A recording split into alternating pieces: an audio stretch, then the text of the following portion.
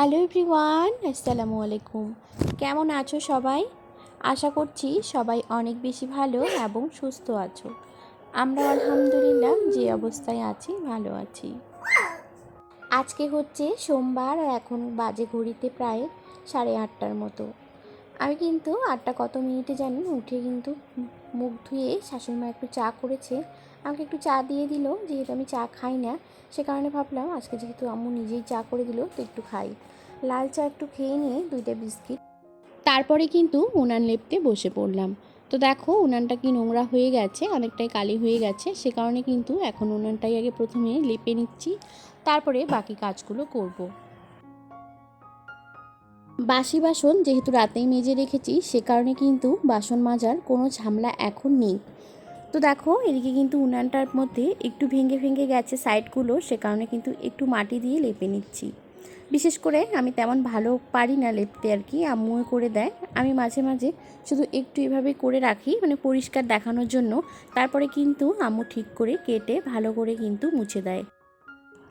আর আজকে জানো তো একটু ডাক্তারের কাছে যাব। বড় জায়ের শরীরটা ভালো নেই, সাথে কিন্তু আমারও শরীর ভালো নেই।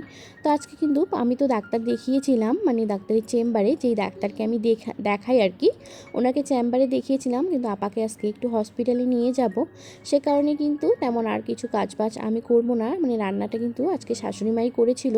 বলল কি, যেহেতু বড় বৌমার সমস্যা তুমি চলে যাও, আর দাদাও বাড়িতে কিন্তু নেই, সে কারণে আমাকে যেতে হয়েছিল।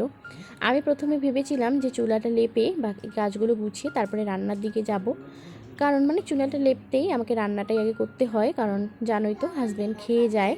তো দেখো এদিকে কিন্তু আমার একদম উনান ল্যাপা কমপ্লিট। আর কেমন হয়েছে ল্যাপা মোছা অবশ্যই কিন্তু কমেন্টের মাধ্যমে জানাতে ভুলো না।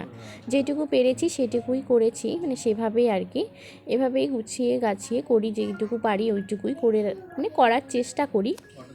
তবে দেখো একদম হয়ে গেছে। আর এদিকে না অনেক কয়টা বাসন বের হয়েছে, মানে ওই চা খাওয়া বাসনগুলো আর কি। আগে ভালো করে সব কিছু মেজে নেই, তারপরে না হয় অন্য কাজে যাব।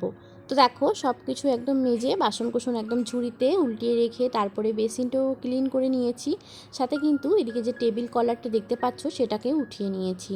আজকে কিন্তু অনেকগুলো কাপড় বের করে নিয়েছি, যেহেতু 3-4 দিন থেকে বৃষ্টি আসছে, আজকে ভালো রোদ দিয়েছে সে কারণে। খাওয়া দাওয়া শেষ করে সব বাসন কোসন মেজে নিলাম, আর এতগুলো বাসন বের হয়েছে। একটু তাড়াহুড়োর মধ্যে আছি, আপাকে নিয়ে এখন হসপিটালে যেতে হবে। আর দিকে কড়াইটাতে একটু লেগে গেছে তরকারিটা, সে কারণে একটু ভিজিয়ে রেখে দিয়েছি। রান্না হয়েছে শুধু কাঁচকলা আলু আর একটা মানে সব মিশালি আর কি তরকারি করেছে আম্মু। আর রাতের যেহেতু মুরগির মাংস ছিল, সেই জন্য মুরগির মাংস দিয়েই খাওয়া হয়ে গেল। এখানে শুধু 2 পিস আছে আর কি, বাবুকে পরে ভাত খাওয়াইয়ে দিবে, ওকে নিয়ে যাব না। তো চলো ঘরে যাই, ঘরে গিয়ে তাড়াতাড়ি রেডি হই, প্রচণ্ড পরিমাণে আজকে রৌদ্র।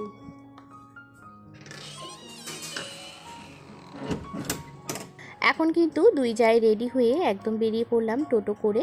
আর যেহেতু এই বাগানের রাস্তা দিয়ে যাই, মানে শর্টকাটে যাই, সবসময় কিন্তু বেশিরভাগ ক্ষেত্রে এই রাস্তা দিয়ে যাই। আর ওই রাস্তা দিয়ে গেলে পরে না মানে অনেকটাই ভাঙাচোরা রাস্তা, সে কারণে কিন্তু আর জ্যামও প্রচুর থাকে। তো সে কারণে যে কোনো টোটোওয়ালাই এই রাস্তা দিয়েই নিয়ে যায়। তো দেখো চলে আসলাম, এটা হচ্ছে আমাদের মালবাজার সুপার স্পেশালিটি হসপিটাল। এখানে প্রথমে আসলাম, আর আজকে দেখো এতটা পরিমাণ রোদ যে আর বলার মতো না, প্রচণ্ড পরিমাণে তাপ লাগতেছে। এদিকে কিন্তু আমার বড় যা আবার একটা বাবুকে নিয়ে এসেছে, তারও কিন্তু আজকে একদম হালাত খারাপ হয়ে গেছে। আমরা প্রথমে ভেবেছিলাম যে আসতে একটু লেট হয়ে গেছে, তো সে কারণে কিন্তু প্রথমে আগে তাড়াহুড়ো করে আসতেছি, তারপরে দেখলাম যে না, টিকিট কাউন্টার এখন পর্যন্ত খোলা আছে। আর দেখো কতটা ভিড় হয়েছে, মানে প্রচণ্ড পরিমাণে ভিড়। এমনিতেও কিন্তু সমস্যা মানে বলতে গেলে গায়নক সমস্যার জন্য প্রচণ্ড পরিমাণে ভিড় থাকে, তবে আজকে একটু আমরা যখন গিয়েছিলাম তখন একটু কম ছিল, সে কারণে কিন্তু আমরা আজকে সব জায়গায় মানে সব জায়গায় একটু তাড়াতাড়ি পেয়ে গিয়েছিলাম।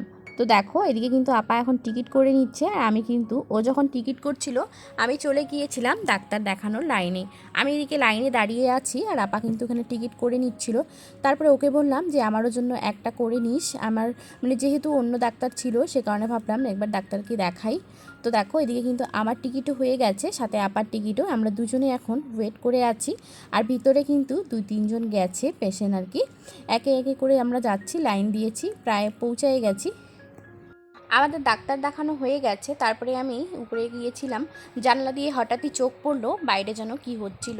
প্রচুর পরিমাণে মিডিয়ার লোক এসেছিল, সাংবাদিক, তারপরে সাথে কিন্তু পুলিশও ছিল। সে কারণে একটু ভিডিও ক্লিপ নিয়ে নিলাম। জানি না কি হয়েছে, হয়তো পরে নিউজে দেখব। তারপরে চলে আসলাম এখানে কিন্তু ওষুধের জন্য। আর আমার যেহেতু মানে প্রাইভেটে সব কিছু দেখা হয়ে গেছে, সে কারণে ওষুধও এখান থেকে আর নেওয়া হয়নি।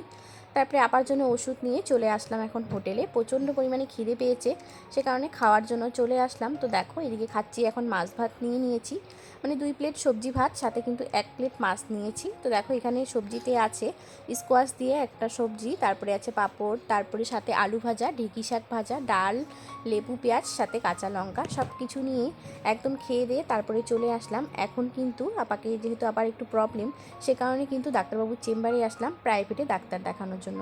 আর আমিও এসেছি, যেহেতু আগে দেখিয়েছিলাম, সে কারণে কিন্তু আমার শুধু আজকে একটা ওষুধ নেওয়া হলো, মানে 2টা ওষুধ নিয়েছি, একটা ভিটামিন ফাইল আর একটা গ্যাসের ওষুধ।